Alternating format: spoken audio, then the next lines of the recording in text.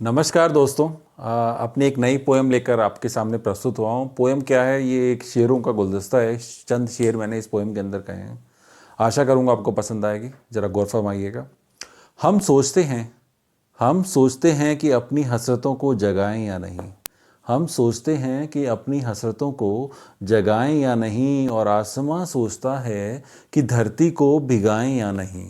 हम सोचते हैं कि अपनी हसरतों को जगाएं या नहीं, और आसमां सोचता है कि धरती को भिगाएं या नहीं।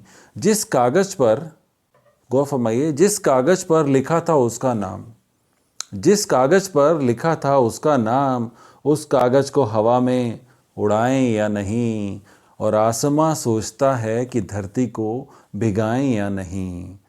गौर फरमाइए, उसकी नज़रें कल मेरी नज़रों से मिली थी।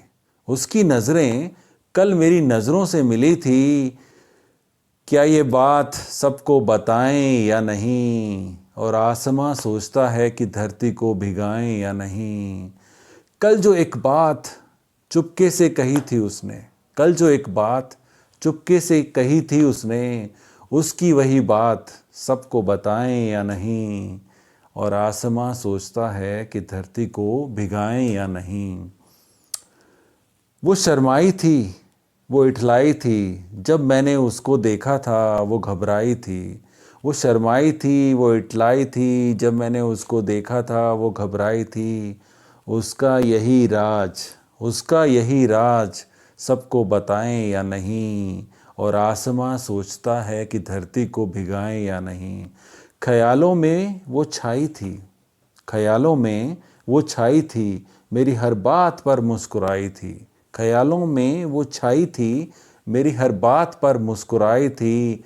अपनी जुल्फ़ों की छाँव में बिठाया था उसने, मेरे रोम रोम को पागल बनाया था उसने। अपनी जुल्फ़ों की छाँव में बिठाया था उसने, मेरे रोम रोम को पागल बनाया था उसने।